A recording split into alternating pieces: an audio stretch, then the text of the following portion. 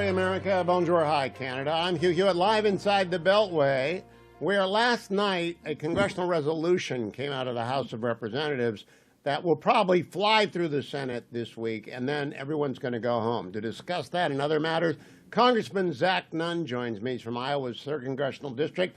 He is a center-right Republican like me. He's kind of like David Joyce, my hometown congressman. Zach Nunn, welcome. Good to have you, Colonel. And I say Colonel because you're still active duty Iowa Air Force Reserve, aren't you?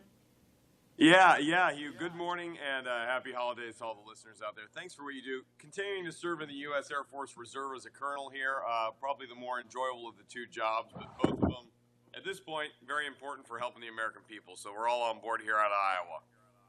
Well, let's talk a little bit about the CR that came out. It's 1,500 pages. What do I like about it? Submarines got a lot of money, both Columbia and Virginia class. I do not like the fact that it omits the AM Radio in Every Vehicle Act, but I gather the farmers won. So I gather you had a hand in this last night.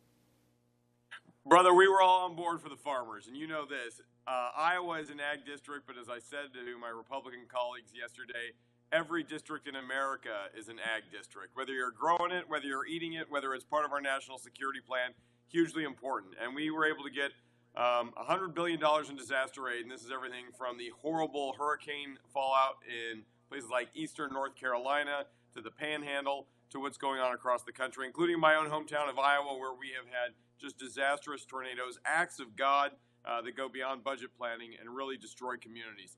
The other aspect of this, we got $10 billion specifically for farm credit. Look, this is the 3rd year in a row where farmers have taken a bath on commodity prices being below where the actual crop is. And the challenge is I've got great friends in rural communities across the country. We've got 87,000 small farmers in Iowa, and we're looking at, my friends Skip and Pat, who are going to have to liquidate their farm and say no more plow in the field this spring.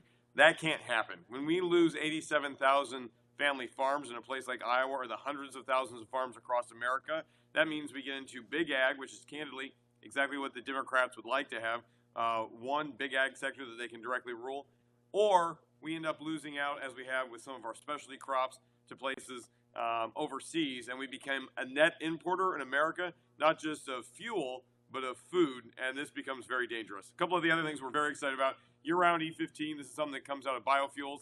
Now it can be sold nationwide. Let's let free markets do it. It's voluntary, but it also helps domestic production of energy, drives down supply chain costs, and also complements what we've got in traditional fuels for something that's a little bit cleaner overall. Now, Congressman Nunn, every one of your farmer friends in Iowa listen to the Farm Report every morning on their AM radio. Why did the AM Radio in Every Vehicle Act not get through? I'm told, it's whispered to me, Hakeem Jeffries didn't want it.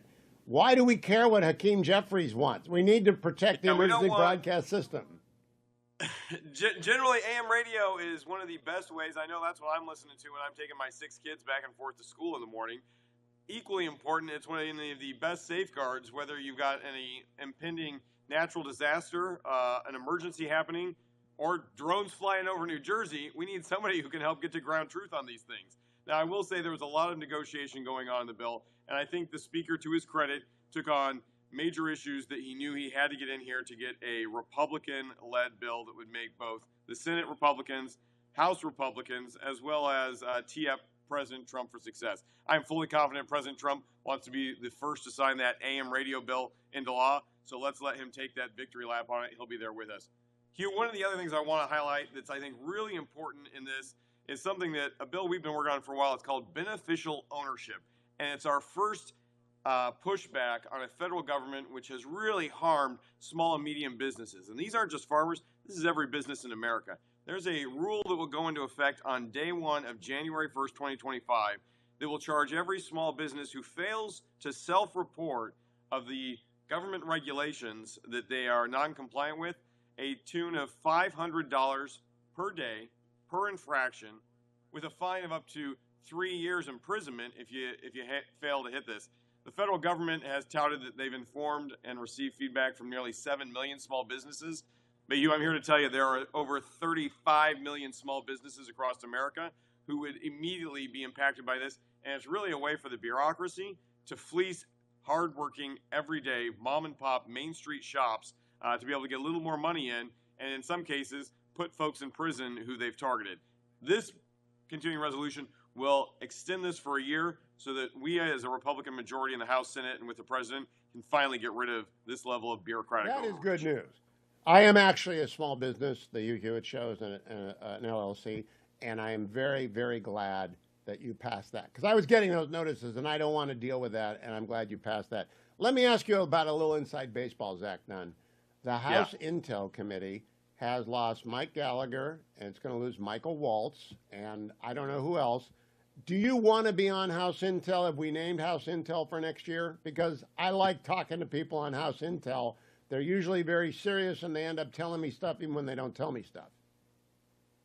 Well, here's what we know. We've got a great and deep bench on House Intel Committee. Our very own Elise Stefanik is also going off to become ambassador to the United Nations and hold our adversaries accountable.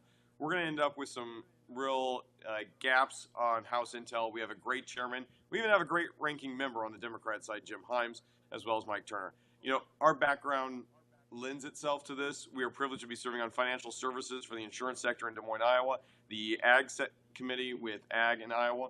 But, you know, as a 20-year counterintelligence officer, as somebody who has worked operations in both China and Russia, as somebody who has focused specifically on emerging threat technologies, including in cyber and what we're seeing coming out of communist Beijing, we would be privileged to have that opportunity. But this is a speaker's decision, and the best thing we can do right now is serve our district and serve leadership in a way that actually gets accomplishments over the finish line in a pragmatic way. That's what we're going to be continuing to do. And if the speaker calls us up, we're ready to fire on day one. Well, let me ask you something, Congressman Colonel. If you're on Intel, will you come on weekly like Waltz has been doing? Because I've always had Gallagher, then I had Waltz. I like having someone from House Intel. I can go try and get Crenshaw, but he's a Texan, so he's gone sometimes. You're more likely to be around. When do we find out about this? Yeah, Hugh, I would love to not only join you every week, but I think it's important with a classified committee that the things that are unclassified, we get out there, we share, and we highlight the importance of this. This can be anything from, you know, Chinese balloons flying over and getting some real fidelity on this. The drones. We got to be able to have conversations.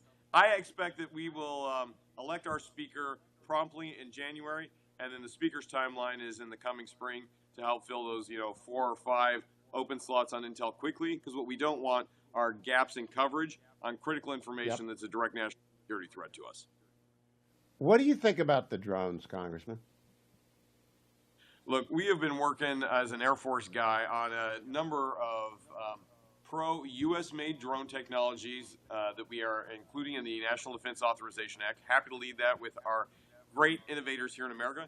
But we're also pushing back on the amount of Chinese technology that's being included in drone apparatus that's being used even by our law enforcement and first responders. Nearly 90% of all drone hardware or software is produced in China, and they just have been on the leading edge in this. Challengingly, we have seen a lot of drone technology coming out of our near-peer adversaries. The Iranians launched hundreds of drones against Israel with the intent to cause mayhem, death, and destruction. And tragically, they ended up killing 3 U.S. service members just earlier this year. The other part of this, which I find equally frustrating, Hugh, is we have an administration that started this year by not being honest with the American people about a Chinese balloon that flew over our entire country.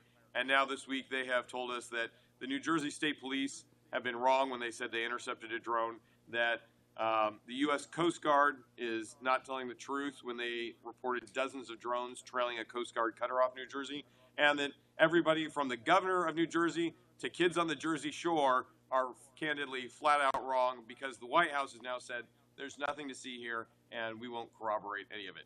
This is a challenge. We have a lack of faith that the Biden administration truly knows what's going on, that they're being candid with the American people. And I think that's even more the crux of this, is that we, living in a post 9/11 world, when you see something, you say something, and we expect our government to be communicating across all bands, none of that's happening.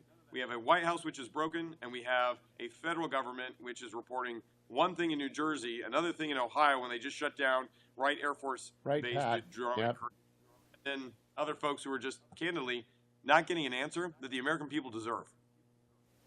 Well, I hope you are successful in that. I talked to Senator Cotton, who's the incoming chair of Senate Intel, and he was waiting for a briefing, and I was talking about it with Brett Baer on Special Report last night. The information vacuum is sucking in all sorts of conspiracy nuts. I would just like to know if it's us, if it's our Air Force and Navy developing stuff, great. And if it's not us, tell us. Zach Nunn, congrats on getting your farmers taken care of. Just don't forget AM radio next year and keep coming back. I hope you're on House Intel. Thank you, Colonel. I'll be right back, Americans. Stay tuned.